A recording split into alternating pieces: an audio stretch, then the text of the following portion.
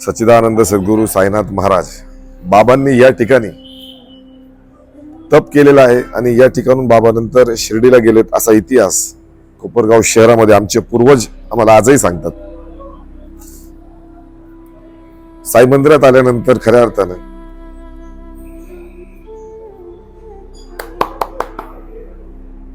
अतिशय मन प्रसन्न होतं। आपण मनोभावे पूर्णपणे श्रद्धा ठेवून बाबांकडे आपण मनात ठेवून आपण बाबाला काही जर मागणं केलं तर निश्चितच बाबा ती तुमची अपेक्षा तुमचं स्वप्न पूर्ण केल्याशिवाय राहत नाही। स्वप्न माझं एकच, सुंदर कोपरगाव विकसित व्हावं, कोपरगावचे रस्ते धूळमुक्त असावे, कोपरगाव खड्डेमुक्त असावं, पाण्याचा प्रश्न सुटावा, प्रत्येक बेरोजगाराला रोजगार मिळावा ही अपेक्षा। पण याच परिसरात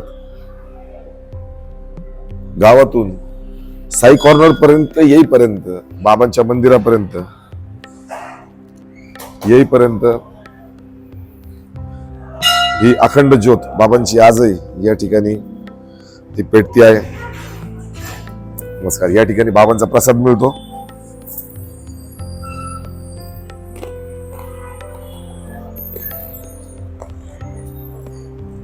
सगळा परिसर बाबांचा हा परिसर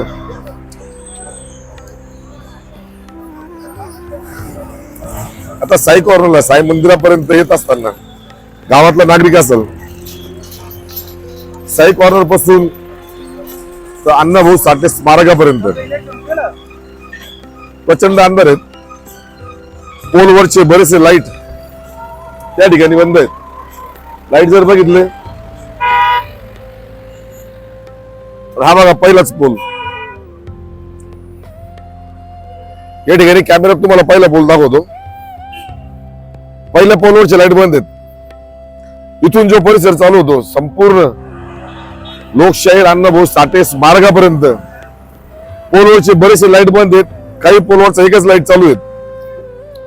आत्ताच काही दिवसापूर्वी आमचे काही रिक्षावाले मित्र आहेत, जे बांधव आहेत, त्यांनी सुद्धा माझ्या कानावर घातलं, भरत भाऊ एका महिलेच्या गळ्यातलं मंगळसूत्र याच अंधारात अशाच वेळेला मंगळसूत्र एका चोराने ओढलं। मग किती वेळा या प्रशासनाला आपण दरवेळेस सांगायचं का या ठिकाणी चोऱ्या होत आहेत, या ठिकाणचे लाईट चालू झाले पाहिजेत, तरीही प्रशासन त्याच्याकडे लक्ष देत नाही। एमईसीबीचे अधिकारी सगळेच वारंवार त्यांना निवेदन देऊन, वारंवार फोन करून या गंभीर परिस्थितीची जाणीव त्यांना करून दिली, पण तरीही त्यांनाही काही देणं घेणं नाही। आज या नगरपालिकेच्या निवडणुकीत अनेक उमेदवार उभे आहेत, 2 साखर सम्राटांचे 2 सरदार उभे आहेत। आता नाले साफ करायला येतील, नद्या साफ करायला येतील, हातामध्ये झाडू घेतील, सगळ्या नौटंक्या करतील, पण जनतेच्या 5 वर्ष सुखदुःखात कोण राहतं ही जनता ठरवणार आहे। हे प्रश्न आहेत। या मार्गाने जाणारे सगळे उमेदवार नाही आहेत का? रात्रीच्या वेळेला त्यांच्या घरचे प्रवास करत नाही का? रात्रीच्या या ठिकाणी त्यांचे उमेदवारांचे मित्र येत नाही का? हा बघा हा परिसर, आता गाडीचा लाईट पडतोय म्हणून उजेड दिसतोय। आता गाडी गेल्यानंतर तुम्हाला या अंधाराचा बरोबर साक्षात्कार या ठिकाणी होईल। मग हे सगळे 5 वर्षानंतर आपण जर लोकांच्या समोर आम्ही काय करतोय, आम्ही काय करणार आहे हे जर तुम्ही लोकांना सांगतायत, तर इतर म्हणजे काही वर्षांपासून तुमच्याकडे सत्ता आहेत, आमदारक्या तुमच्याकडे आहेत, नगरपालिकेची सत्ता तुमच्याकडे होती, मग हा छोटासा विषय काही वर्षापासून तसा आहे। अनेक रस्त्याला खड्डे आहेत, अंधारामुळे अनेक ठिकाणी चोऱ्या होतात। या ठिकाणी एखादा व्यापारी आमचा जर उतरला, तो जर रात्री समजा त्याला राहण्यासाठी हॉटेल लॉज जर पाहिजे असेल, तो या ठिकाणून जात असताना अक्षरशः त्याच्या बॅगा पळवल्या जातात, त्याला लुटलं जातं त्याला या ठिकाणी, अशी परिस्थिती। मग सगळे आपले तालुक्याचे नेते, मग तुम्ही जर म्हणतात आम्ही आल्यानंतर आम्ही हे करू, आम्ही ते करू, अहो जे प्रश्न सडक पडलेले ते प्रश्न तर तुम्ही पहिले मार्गी लावा। ते प्रश्न जर तुम्ही मार्गी लावायला तयार नाही, फक्त आम्ही हे करू, आम्ही ते करू, लोकांच्या तोंडाला पानं पुसू नका। जनतेला माहितीये कोण त्यांच्या सुखादुःखात, कोण त्यांच्या भावना मांडतं, कोण त्यांच्या मनातलं कोपरगाव सांगतंय, लोक कोणाच्या पाठीशी आहेत ही जनता आता ठरवणार आहेत। चला माझ्या मागे थोडस तुम्हाला दाखवतो हा परिसर. बघा एकदम अंधार आहेत, या बाजूला साईबाबांचं मंदिर आहे. अशी परिस्थिती आहे या ठिकाणी. रात्री बाहेर गावून आलेली आपली एखादी शिकणारी मुलगी असेल किंवा लहान मुलगा असेल किंवा घरचा एखादा वृद्ध असेल, तो जर उतरल्यानंतर आपल्या घराकडे जात असताना एवढा अंधार आहे, ह्या अंधारामध्ये त्याचा घात होऊ शकतो. त्याच्याकडे असलेले पैसे असेल, घड्याळ असेल, त्याचं मनी पॉकेट, काही त्याच्याकडे जी वस्तू असेल ती हिसकावण्यासाठी जर त्यानं स्वतः विरोध केला तर ते त्याच्या जीवावर बितू शकतं. इथपर्यंत सगळ्या गोष्टी घडतात. मग आपले तालुक्याचे नेते, मग आपले जे आमदार साहेब असतील, जे बाकीचे उमेदवार उभे आहेत, मग त्यांना या गोष्टी का दिसत नाही? फक्त प्रचारामध्ये मी हे केलंय आणि मी ते करणार आहे. अहो ते सगळं खरं आहे. ते करत असताना तुमच्या समोर माणसं, तुमच्या सोबत माणसं होती. आज स्वार्थासाठी कोण कुठे गेलं हे पण दिसतंय.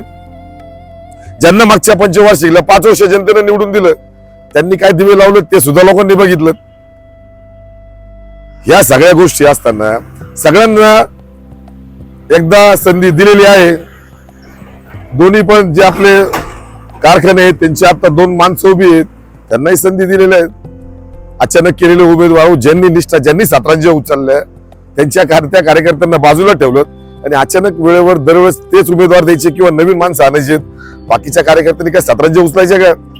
कार्यकर्त्यांना मी तुम्हाला आव्हान करतो, सतत तेच लोक तुम्ही बोकंडी घेऊ नका आणि नवीन आयात केलेले लोक तुम्ही, जे नवीन आयात केले त्या लोकांना तुम्ही घेऊन लोकांसमोर जातायत.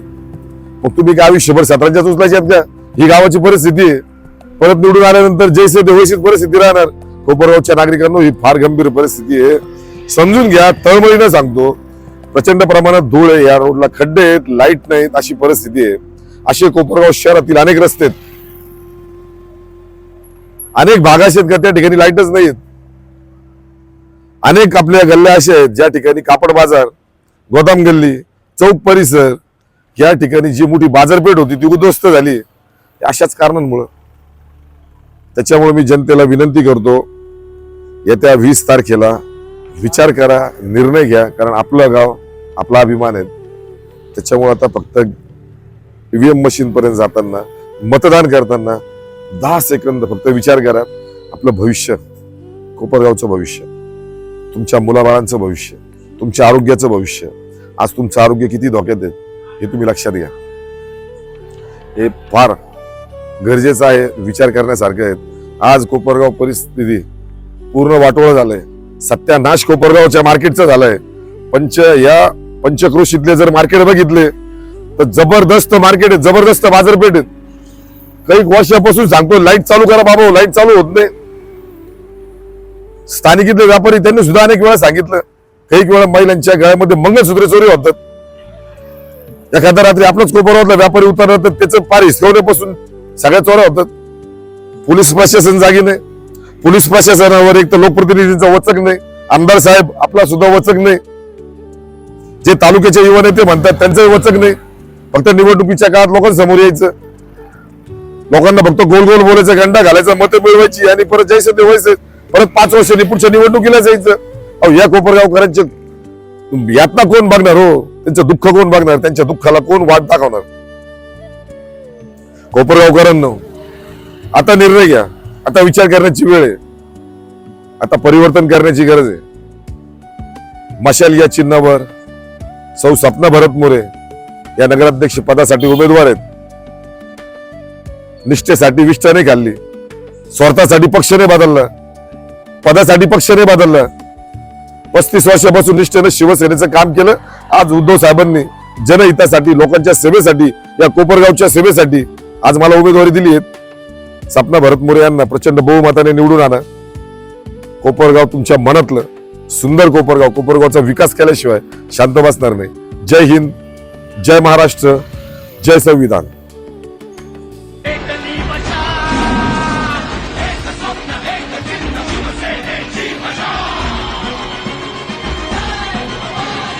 शिवसेना उद्धव बाळासाहेब ठाकरे यांचं चिन्ह मशालच निवडा.